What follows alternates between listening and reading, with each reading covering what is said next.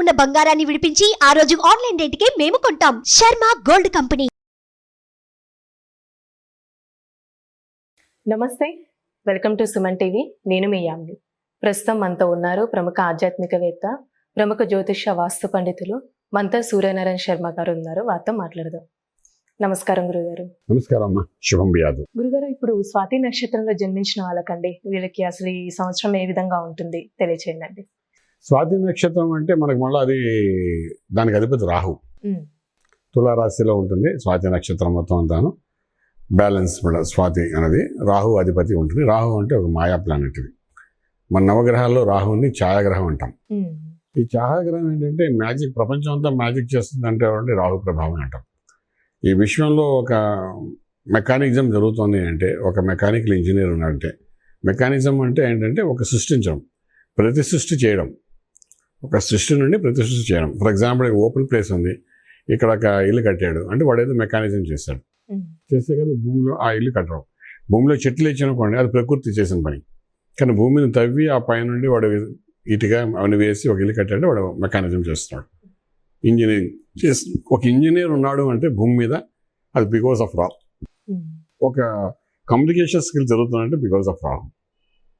ఒక కమ్యూనికేషన్ అంటే for example media communication తీసుకోండి, టెలిఫోన్ కమ్యూనికేషన్, ఇవన్నీ రాహుమాయ అని చెప్తాం. సినిమా రంగం అంతా రాహుమాయ. స్క్రీన్ మీద అక్కడ ఏమి ఉండదు, ఒక లైట్ పడుతుంది, ఆ లైట్లో సినిమా కనబడుతుంది, మనం ఎంజాయ్ చేస్తాం. నిజంగా చెప్పాలంటే అక్కడ అంతా ఉంది స్క్రీన్ ఒకటే. యాక్చువల్లీ అక్కడ మనుషులు ఎవరు ఉండరు. సో ఇదంతా ఒక మాయ, మిథ్య అంటారు కదా. ఈ మాయ ఏదైతే ఉందో దీన్ని అన్నిటికీ అధిపతి ఎవడంటే రాహు. అలాగే స్వాతి నక్షత్రాధిపతి కూడా రాహు అంటాం. గ్రహాలలో రాహు గ్రహం అంటారు. అంటే స్వాతి నక్షత్రం వాడు బ్యాలెన్స్గా ఉన్న వాళ్ళలో ఒక మాయ ఉంటుంది, ఒక మ్యాజిక్ ఉంటుంది, ఒక చార్మింగ్ ఉంటుంది, ఒక గ్లో ఉంటుంది, ఒక అట్రాక్షన్ ఉంటుంది. అవతలని ఈజీగా మన భాష బొట్టలో వేసే శక్తి కూడా ఉంటుంది. సో ఇవన్నీ రాహుగ్రహంలో పుట్టిన, అంటే స్వాతి నక్షత్రంలో పుట్టిన రాహు ప్రభావితమైన వాళ్ళందరిలో కొంత దీని యొక్క ప్రభావం ఉంటుందన్నమాట. సో స్వాతి నక్షత్రాధిపతి అయిన రాహు అనేది ఏం చేస్తాడంటే, మనకు ఈ మ్యాజిక్ అనేది జరగాలి. మ్యాజిక్ అనేది జరగకపోతే, అది కానీ బలహీనం ఉందంటే, నక్షత్రాధిపతి బలహీనంగా అంటే, మొత్తం 12 రాశుల్లో వాడు కానీ రాహు అని వాడు కానీ బలహీనంగా ఉంటే, వీళ్ళ లైఫ్లో ఈ చార్మింగ్ ఇవన్నీ లాగేస్తుంది, మ్యాజిక్ లాగేసి నార్మల్ మనిషిగా తయారు చేసేస్తుంది అనమాట. సో స్వాతి నక్షత్రంలో పుట్టిన వాడికి డెఫినెట్గా వాడి యొక్క నక్షత్రాధిపతి అయిన రాహు మంచి పొజిషన్లో ఉండాలి జాతకంలో, లేకపోతే మాత్రం they will be in trouble అనమాట. సో ఇప్పుడు ఈ తులారాశిలో ఉన్న స్వాతి నక్షత్రానికి ఏమైందంటే, ఇప్పుడు ఈ సంవత్సరం 2024 మనం తీసుకున్న తులారాశికి మనకు పంచమ భావంలో శనీశ్వరుడు, షష్ఠ స్థానంలో రాహు ఉన్నాడు, సప్తమంలో బృహస్పతి ఉన్నాడు. ఈ బృహస్పతి ఏం చేస్తున్నాడు అంటే, ఈ రాశిని చూస్తున్నాడు కాబట్టి, స్వాతి నక్షత్రాన్ని చూస్తున్నాడు కాబట్టి శుభకార్యాలు చేయిస్తాడు, అలాగే ఇల్లు కొనిపిస్తాడు, వాహనం కొనిపిస్తాడు, అలాగే భూమి పూజ చేయిస్తాడు, శంకుస్థాపన చేయిస్తాడు, ఇంటి కోసం అప్పులు తెప్పిస్తాడు. ఈ రకరకాలుగా స్వాతి నక్షత్రం వాళ్ళకి అన్నీ చేస్తాడు వాడు, అందులో ఏం డౌట్ లేదు. అలాగేంటంటే మనకు మ్యారిటల్ లైఫ్లోని ఒకవేళ కానీ ఎవరైనా విడిపోతున్నట్టు వాడిని కలపడానికి ప్రయత్నం చేస్తారు. అలాగే గాంధర్వ వివాహం అట్రాక్షన్ చేస్తాడు, చేసి పెళ్ళి ఏం చేస్తుంటారు. ఒక్కొక్కసారి మనం చూస్తాం, అకస్మాత్తుగా కలుస్తారు, వాళ్ళు ఒక రిలేషన్ డెవలప్ అయిపోతుంది, వాళ్ళు పెళ్లి వరకు వెళ్ళిపోతుంటారు. ఇవన్నీ సంవత్సరం మే వరకు చేస్తారు. తులారాశిలో ఉంది కాబట్టి, గురుబలం ఉంది కాబట్టి ఇవన్నీ జరుగుతుంటాయి. ఇది పాజిటివ్గా మనం తీసుకోవచ్చు. అలాగే ఇక్కడ 6వ ఇంట్లో రాహు ఉన్నాడు ఈయనకి ఈ సంవత్సరం. తులారాశిలో స్వాతి నక్షత్రానికి ఆరోగ్య స్థానం ఉన్నాడు. పాపగ్రహాలు 3, 6, 11 స్థానాలు ఉంటే శుభాన్ని సూచిస్తాడు, మంచి చేస్తాడు. నక్షత్రాధిపతి 6వ ఇంట్లో ఉండడం కూడా అది విశేషంగా ఒక బలాన్ని ఇస్తుందన్నమాట. సో దానివల్ల ఏంటంటే ఈ సక్సెస్ రేట్ అనేది స్వాతి నక్షత్రం వాళ్ళకి అది అడిషనల్గా మనం చెప్పచ్చు మాట. అలాగే పంచంలో శనీశ్వరుడు ఉన్నాడు, వాడు కూడా సొంత ఇంట్లో ఉన్నాడు. ఈ సంవత్సరం అంతా అక్కడే ఉంటాడు స్వాతి నక్షత్రం వాళ్ళకి. అలా ఉండడం అంటే వాళ్ళకి డెఫినెట్గా పిల్లల ద్వారా ఒక బెనిఫిట్, పిల్లలకు ఒక బెనిఫిట్, వీళ్ళ పిల్లలకి ఇలా తీసుకొచ్చి ఇస్తుంటాడు అనమాట.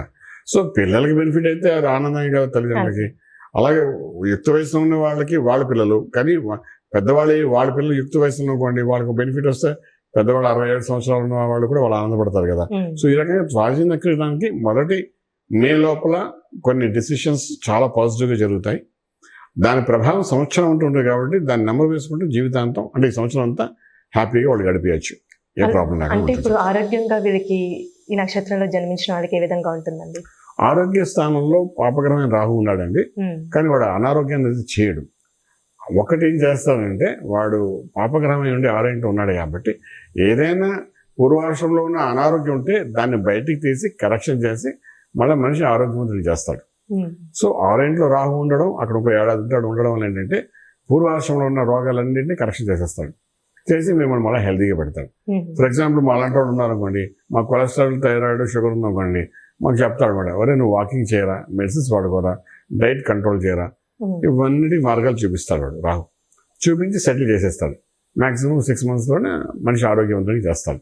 సో ఇలాగా ఆరోగ్యంలో రాహు ఉండడం వల్ల బెనిఫిట్ తప్ప నష్టం అయితే వాళ్ళకి ఏం కనిపించదండి. అలానే ఇప్పుడు వ్యాపారస్తులకండి నక్షత్రంలో జన్మించిన వాళ్ళకి అసలు ఏ విధంగా ఉంటుంది? ఈ నక్షత్రం జన్మించిన ఈ సంవత్సరం మనం లెక్కేసుకుంటే మాత్రం 10th house and 9th house చాలా బాగుందండి వాళ్ళకి, తులారాశి వాళ్ళకి. అలాగే దానికి తోడు ఈ పంచములు అంటే అష్టైశ్వర్య భోగభాగ్యాలు ఇచ్చే ప్రదేశంలో ఈ రాశికి విపరీత రాజ్యం ఇచ్చే శనీశ్వరుడు అక్కడ కూర్చున్నాడు అనమాట. అంచేత ఏంటంటే వీళ్ళు డెఫినెట్గా ఏదో ఒక రూపంలోని మనకేంటంటే రావాల్సిన 10 రూపాయలు అంటే దానికి ఇంకో 10 రూపాయలు యాడ్ చేసి 20 నుండి 25 రూపాయలు ఇప్పించేటట్టు ఉంటాడు తప్ప నష్టపరిచేటట్టుగా అయితే వ్యాపారస్తులకు ఉంటాడు. అలాగే ఉద్యోగస్తులు కూడా చేసే హార్డ్ వర్క్ బట్టి ప్రమోషన్ ఒక 10% వస్తున్నకుంటే ఇంక్రిమెంట్ ఒక 20% రావచ్చు. అలాగే మనం చేసే ఈవెంట్స్ ఉంటాయి, లేకపోతే ఒక కంపెనీ కార్పొరేట్ అనుకోండి, అగ్రిమెంట్స్ అనుకోండి, కాంట్రాక్ట్స్, ఏ పని చేయాలనుకున్నా మన ఓవరాల్గా యావరేజ్గా తీసుకున్నా కూడా ఏడాది ఎండింగ్ అయ్యేసరికి ఆ పని ఎక్స్పెక్టేషన్ కంటే ఒక 20-30% హైక్స్లోనే మనకు in the form of money benefits వచ్చే అవకాశం అయితే బాగా కనబడుతుంది. అలానే ఈ నక్షత్రంలో జన్మించిన వాళ్ళకంటే రాజకీయ నాయకులకి అసలు ఏ విధంగా ఉంటుంది ఈ సంవత్సరంలో? సాధారణంగా ఈ రాహు యొక్క ఇన్ఫ్లుయెన్స్ ఉంది కాబట్టి ఫస్ట్ హాఫ్ అది బాగానే ఉంది. స్వాతి నక్షత్రం వీళ్ళొక మ్యాజిక్ ప్లానెట్స్ అంటాం. చాలా మంది రాజకీయ నాయకులు మనకు స్వాతి నక్షత్రం పుట్టిన వాళ్ళు ఉన్నారు. చిత్తా స్వాతి రెండింటిలో పుట్టిన వాళ్ళు అనుకోండి. ఈ యొక్క ఆ రంగంలో ఉండేవారు బ్యాలెన్స్గా ఉంటారు. బ్యాలెన్స్గా ఉండడం అనేది అంత కంఫర్ట్ జోన్ కాదు. న్యాయబద్ధంగా నేను మాట్లాడతాను, ఏ రాజకీయ నాయకుడు అన్నా న్యాయంగా బతకగలరా చెప్పండి? సో ఈ బ్యాలెన్స్గా ఉండడం వల్ల ఏంటంటే మంచిగా ఉంటుంది, చెడు ఎక్కువ ఇన్ఫ్లుయెన్స్ చేస్తుంది. చెడు ఎప్పుడైతే ఎక్కువ ఇన్ఫ్లుయెన్స్ చేస్తుందో మే తర్వాత నుండి పొలిటికల్ సినారియోలో ఉన్న వాళ్ళందరికీ మాత్రం ఒక పిసరు ఇబ్బందికరమైన పరిస్థితి చెప్పచ్చు అన్నమాట.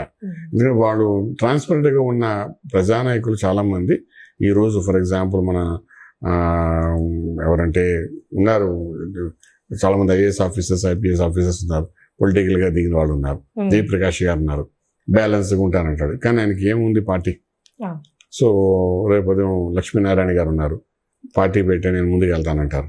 సో ఇది ఎలా వెళ్తుంది అంటే బ్యాలెన్స్గా, ట్రాన్స్పరెంట్గా, నిజాయితీగా, నిబద్ధతతో ఉన్న ఈ పొలిటికల్ సినారీలో ఉన్న వాళ్ళు ఎవరైనప్పుడు కూడా, స్వాతి నక్షత్రం తులారాశి వాళ్ళు ఎవరైనప్పుడు కూడా వాళ్ళు చెప్పుకోవడానికి గుడ్ పర్సన్స్ లాగా వెళ్తాం తప్ప వాళ్ళకి కావాల్సినంత బలం అనేది పెరిగే అవకాశం ఈ సంవత్సరం అయితే నేను చెప్తామండి. అలానే ఈ నక్షత్రం వాళ్ళకండి ఎలాంటి రత్నం ధరిస్తే మంచిది? ఒకవేళ ధరించిన తర్వాత ఎలాంటి ఫలితం అనేది ఉంటుంది? బేసిక్గా నక్షత్రాధిపతి రాహు కాబట్టి రాహుకి సంబంధించిన గోమేధకం పెట్టుకుని చెప్తామండి.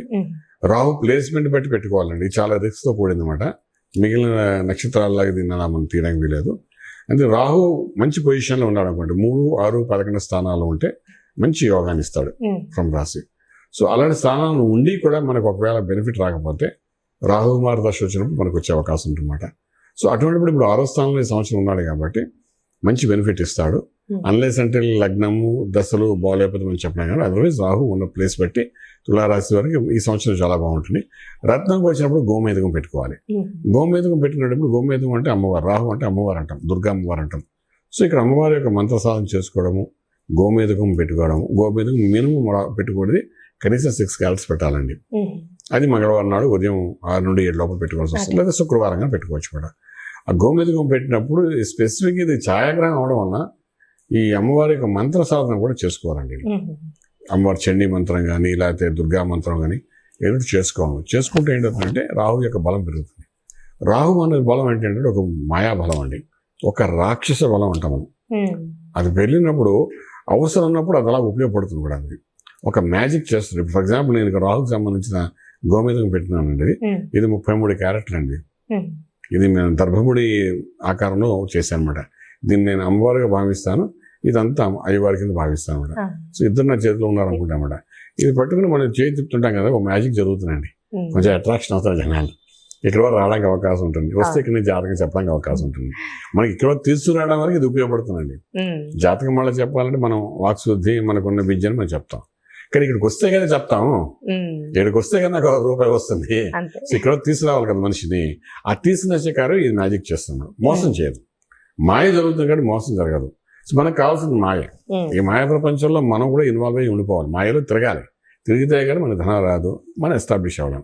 సో గోమేదకం పెట్టుకోవడం ఏంటంటే సూట్ అయిన వాళ్ళకి పెట్టుకుంటే మాత్రం, ఈ స్వాతి నక్షత్రం వాళ్ళకి పెట్టుకుంటే డెఫినెట్గా అదొక పాజిటివ్ ఎనర్జీ. ఇందాక మేము చెప్పాను, గ్లో అనుకోండి, సక్సెస్ అనుకోండి, చూడగానే ఒక అట్రాక్షన్ అనుకోండి, ఇలాంటివన్నీ కూడా జరగడానికి అవకాశం ఉంటే ఆ అట్రాక్షన్ ఇవాళ రేపు పబ్లిక్ కావాల్సింది కూడా. సో ఇవన్నీ గోమేదకం వల్ల జరుగుతుంది కాబట్టి ఆ విధంగా పెట్టుకుంటే బాగుంటుంది. చాలా చక్కగా తెలియజేశారు గురుగారు, ధన్యవాదాలండి. శుభం బియాద్. చూసారు కదండి, స్వాతి నక్షత్రంలో జన్మించిన వాళ్ళకి ఎలాంటి రత్నం ధరించాలి, అలానే ఇది ఏ విధంగా ధరించాలి గురువుగారు మనకి తెలియజేశారు కదా. అలానే మీరు గురువుగారిని సంప్రదించాలనుకుంటే స్క్రీన్ మీద కనిపిస్తున్న నెంబర్కి కాల్ చేసి గురువుగారిని సంప్రదించవచ్చు. ఇలాంటి మంచి వీడియోస్తో మళ్ళీ మీ ముందుంటాను. ధన్యవాదాలు.